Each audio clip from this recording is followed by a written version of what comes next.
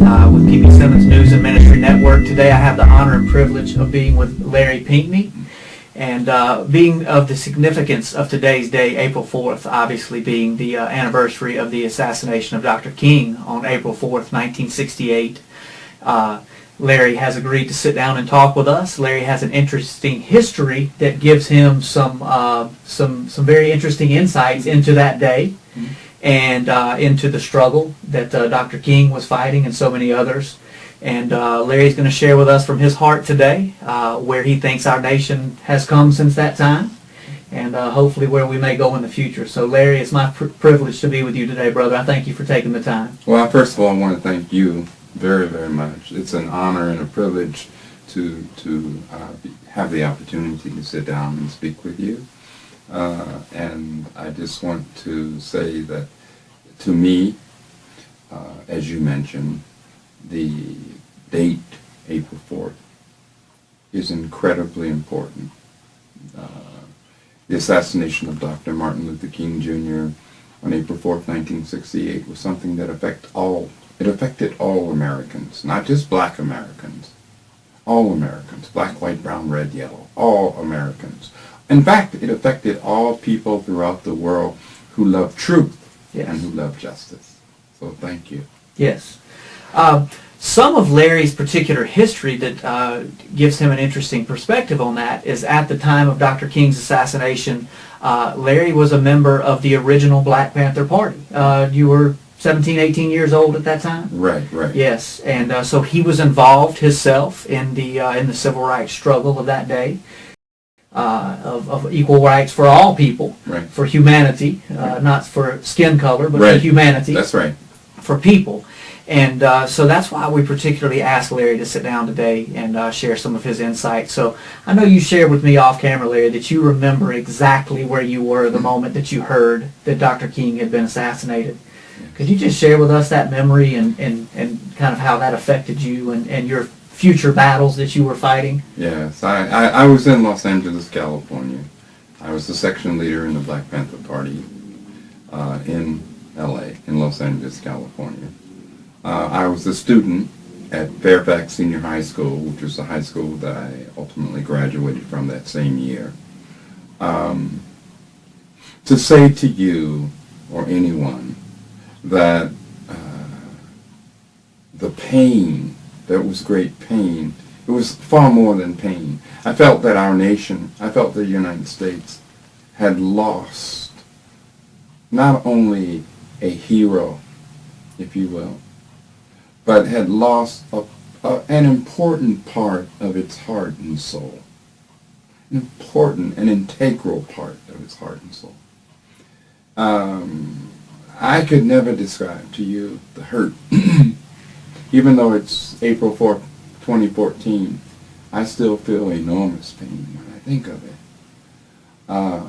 And our nation, our country, our world, Mother Earth, we have suffered a great loss.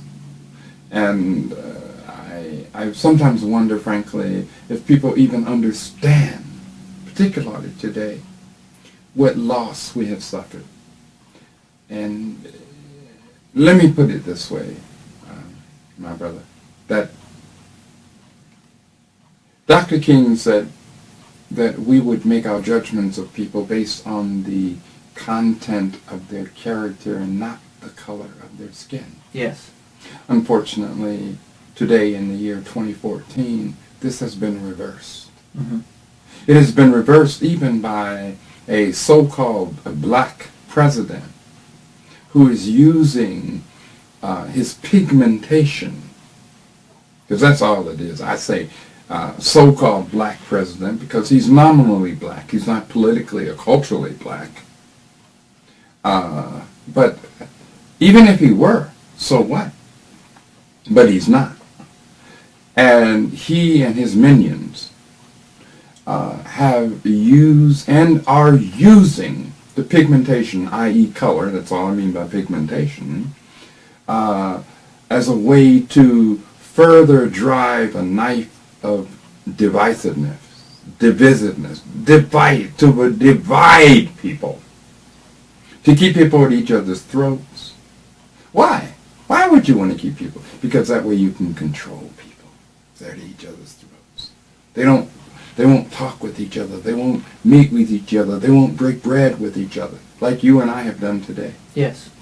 We sat down, we talked, and we debated, and we it was wonderful. We broke bread together. Yes. But that's the last thing they want us to do. And we broke bread together as human beings. As human Not as a white man and a black man. No.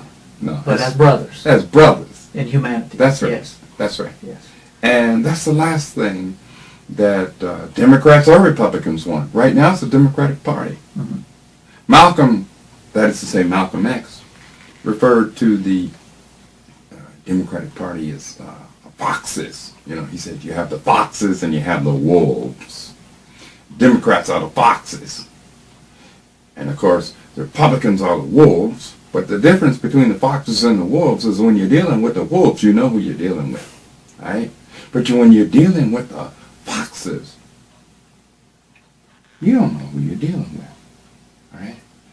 They're incredibly dangerous. Incredibly dangerous. And this is what we have today with the so-called Democrats.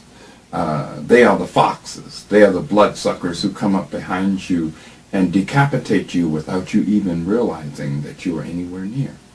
You know, sort of like those drone missiles that Obama likes to refer to all the time and uses. You know, Reverend Dr. Martin Luther King had a dream, but Barack Obama has a drone.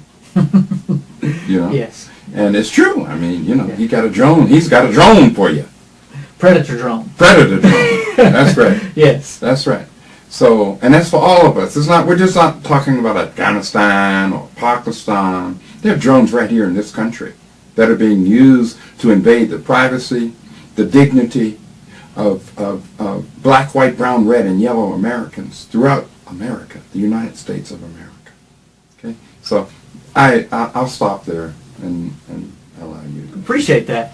Well, let me ask you this. Obviously, during his time here, Dr. King was able to make great advances in the civil rights for all of humanity, of course, but in particularly for black people who were severely oppressed at that time in the United States under, unfortunately, governmental laws and regulations.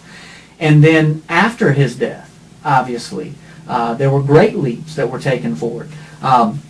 I grew up, my formative years, so to speak, in the late 80s and through the 90s. And my friends, you know, I don't know, race wasn't so much of an issue with us. We joked we were the generation of the mixed baby. Mm-hmm. So, you know, race obviously progressed, or race relations obviously progressed and took great leaps forward in equality over the years. So what's your perspective on that and the things that Dr. King was able to accomplish during his life and then even after his death? Well, I think that, again, I go back to Dr. King's statement with respect to making our judgment on people based on the content of their character versus the color of their skin.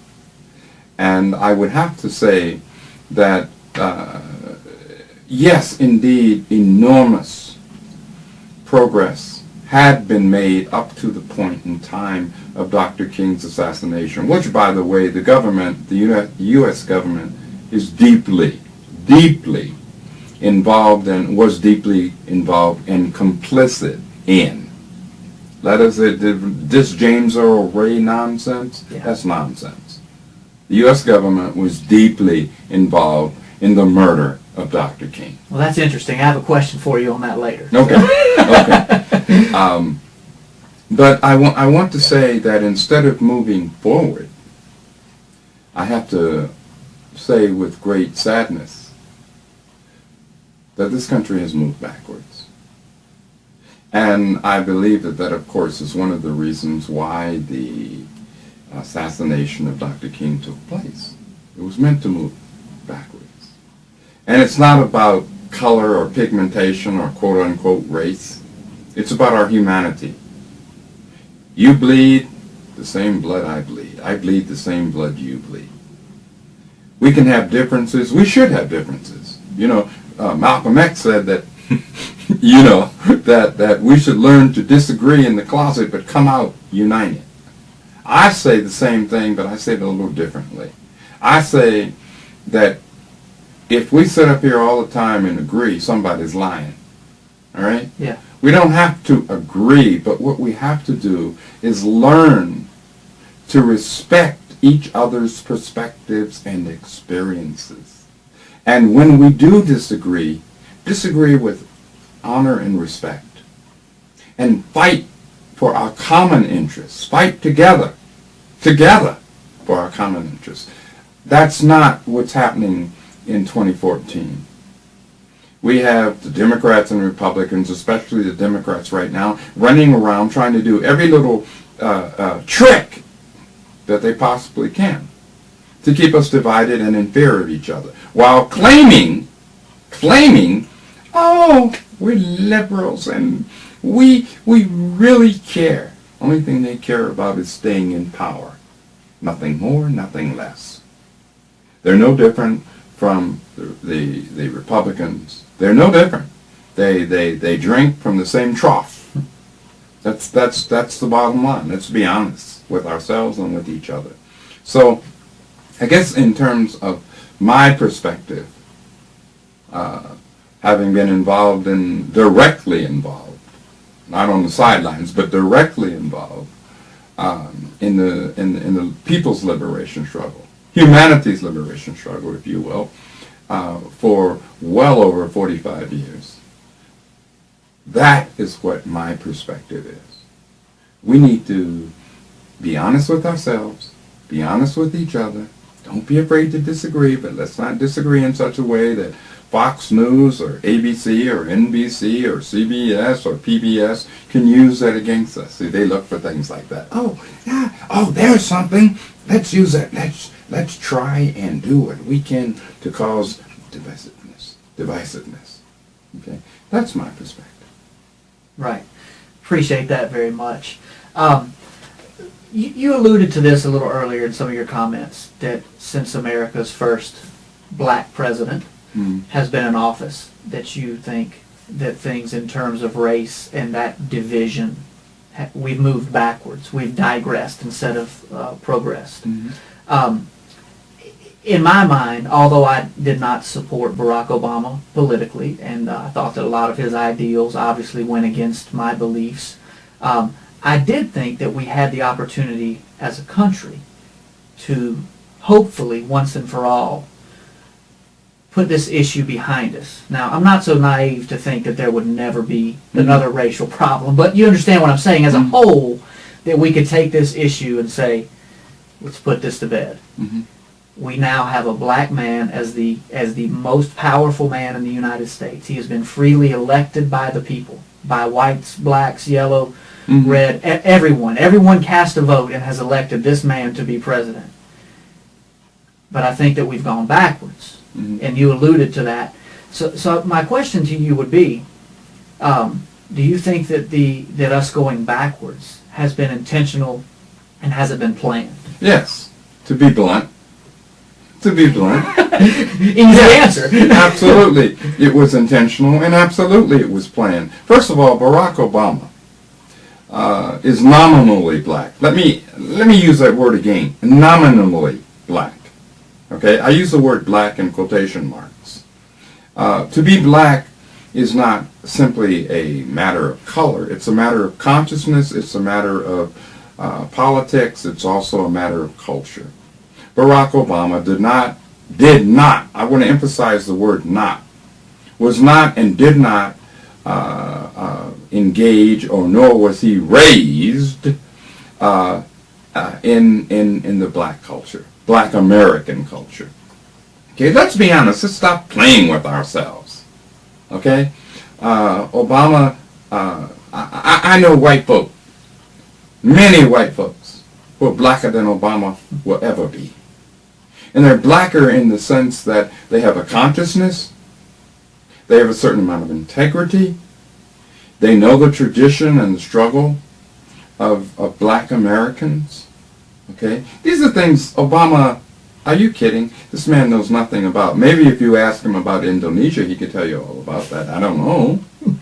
you know. But he certainly cannot speak in behalf of the Black American struggle. He does not represent the Black American struggle. Moreover, and just as importantly, he does not represent the struggle of black, white, brown, red, or yellow people in this country at all. Let's be honest. Okay? He is a brand. Obama is a brand. He was really not so much elected as he was selected. The powers that be decided, let's get this, quote, colored guy, put him in. We can blind the people that way. Oh yes, and this way we can keep them divided and controlled. Barack Hussein Obama knew this. He's a willing pawn, okay, of the power elite in this country. And as far as moving forward, what a joke.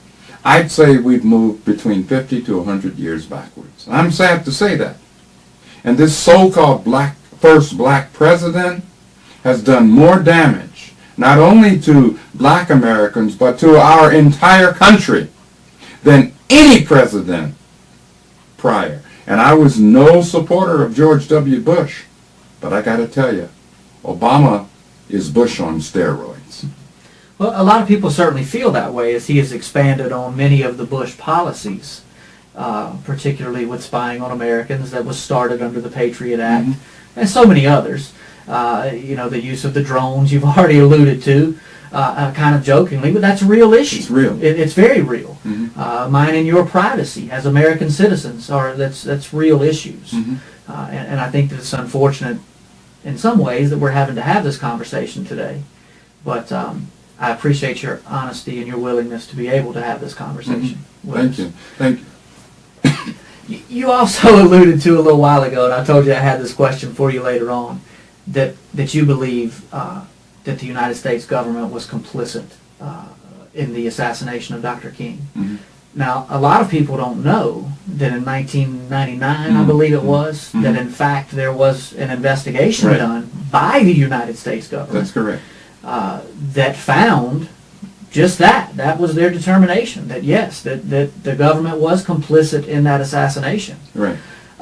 Most people don't know that. But my question to you is even a little deeper than that. Is, again, we have our first black president, in quotations, as you say. Now, the average black American that I would talk to would say that. That's kind of their Kennedy moment, if you will.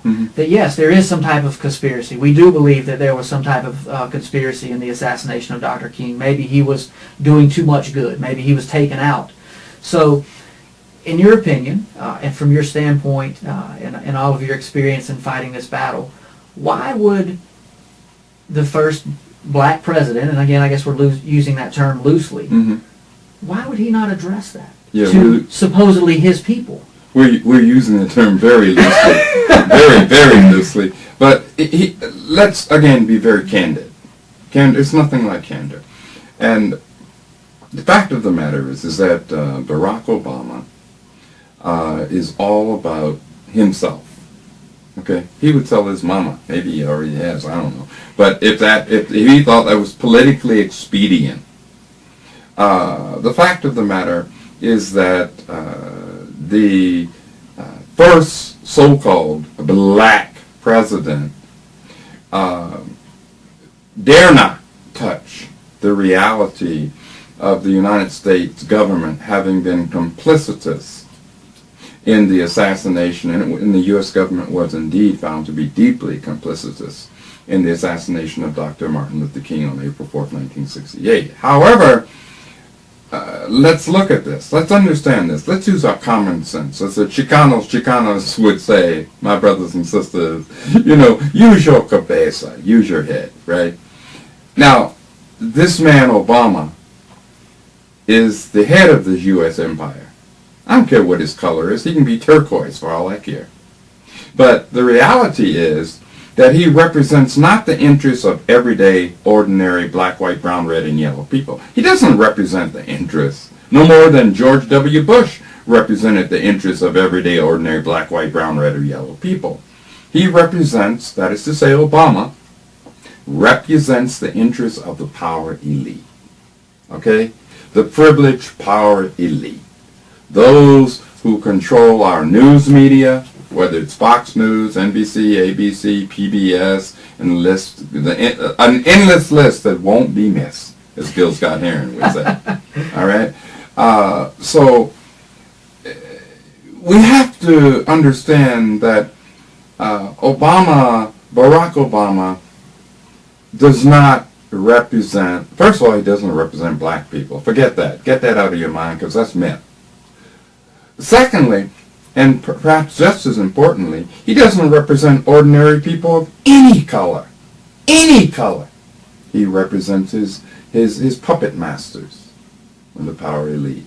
So yes, we have gone way backwards, and Barack Obama has actually made matters far, far worse. But what does he care? He's doing okay. Yeah. His daughters are doing okay. His wife's doing okay. His relatives are doing okay. What does he care? He doesn't care a rat's petunia. That's what he cares. Zilch, zero, nothing, nada. Okay? But it's us, we the people. Yeah. We're the ones with the power. You understand? I think I said to you earlier today, my brother, that when back in 2007, when I was trying to warn people, at that time I was writing for Black Commentator, editorial board member and columnist for blackcommentator.com.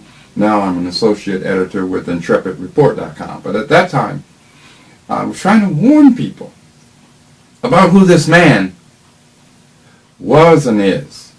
I mean, here we are. Can you imagine? Why would there be any questions whatsoever about the background of President of the United States? Yes. Why should there be any question? But there are plenty of questions, and they are legitimate. The people who ask those questions, are not lunatics. Yeah. They're not racist. They're thinking, critically thinking people. And they should be asking those questions. All of us should be asking those questions. Whether it would be of George W. Bush, I call him George Papa Doc Bush, or whether it be of Barack Hussein Obama. We should be asking those questions. Who are these people? And in this question, in this particular situation with Obama, we should be saying, wait a minute, our Constitution is in jeopardy. Today, you and I earlier were talking over dinner about Obama being a quote-unquote constitution. He taught constitutional law. And I told you that as soon as I read that, I knew that this country was in deep trouble. Because I knew that Obama was being installed, selected, if you will, not to strengthen the Constitution, but to weaken it and to ultimately destroy it. And we are the only people, we, everyday ordinary, black, white, brown, red, and yellow people, everyday ordinary people, we are the only ones who can do something about it. Thomas Jefferson said that every generation needs a new revolution. People think that was Malcolm. No, that wasn't Malcolm. That was Thomas Jefferson. And he was right. Every generation does need a new revolution. And more than ever in this 21st century, in the year of 2014, we need a new, everyday, ordinary people's revolution that will serve the interests of everyday, ordinary, struggling black, white, brown, red, and yellow people. Not the corporations, these big blood-sucking giants. Not the bureaucrats, the elitists, the Congress, which has lost its mind, apparently, has lost its natural mind, not the interests of these people, but the interests of struggling, ordinary, everyday, black, white, brown, red, and yellow people. That's who I love. That's who I care about. That's what we have to be about. And I'm going to just shut up. I hope I've said enough. You can keep going if you want to, brother. Well, Larry, listen. First of all, again, thank you for your time Thank you. and the word that you used, your candor in this situation, because I know it's a very emotional subject for you. We've talked about that back and forth all day off camera, Yeah. and I know that it's real for you. Yes. But I think that it's very important that we end like this, and let's remind the people out there Mm. that although the powers that be may want to drive that wedge and may want to continue to divide and conquer, Mm. it's folks like you and I That's right. That's that right. choose to say, you know what, this doesn't matter. Mm-hmm. We can spend the day together, Mm-hmm. just as brothers, Mhm. just as people, as human beings. Mm-hmm. And I can learn about Larry Pinckney, and you can learn about Brandon Gallups. What Exactly. makes me tick? What makes you tick? We certainly don't agree on every issue. We shouldn't. No. Somebody be lying. Yes. But we have spent the entire day together, and we have found out about each other. Yes. And we found common ground. Oh, yes. We found things that we don't agree on. Yes. But at the end of the day, guess what? We're sitting down together and we're discussing the issues that matter and how can we make a difference in where we are. Mm-hmm. So, again, I just think it's very important that we end by saying, let's not be controlled by the powers that want to control us. That's right. Let's you and I, no matter what the pigment of our skin is, Mhm. let's take the control. You're absolutely correct. I can't say it any differently than my brother, than you've already said. And all I can do is, Smokey Robinson would say, is second that emotion. You know, you're absolutely correct. And as we said back in the day, with the original Black Panther Party, not to be Yes. confused with this so-called new Black Panther, with the original Black Panther Party, we said all power to the people. That's black people, white people, brown people, red people, yellow people, all power to the people. That's what this struggle is about. And the beauty of spending all this time today with you is that it's nothing like honesty. Nothing like honesty. And when people can come together in honesty, and we broke bread together, we had a wonderful meal, we talked and we toasted, you know, and where our lines weren't exactly the same didn't matter. What mattered was we were saying it. Look, what do you think about this? What do you think about that? Well, let's agree to discuss this some more, but most importantly, let's come together collectively, together, because we have far more in common than we will ever have against each other. That's right. That's right. Larry, thank you so much for Thank your time, you, my brother. It's brother. been my privilege today. Yeah. Again, Brandon Gallups from P.P. Simmons News and Ministry, and my guest today, Larry Pinckney. Thank you for watching. Thank you, brother. We do all right.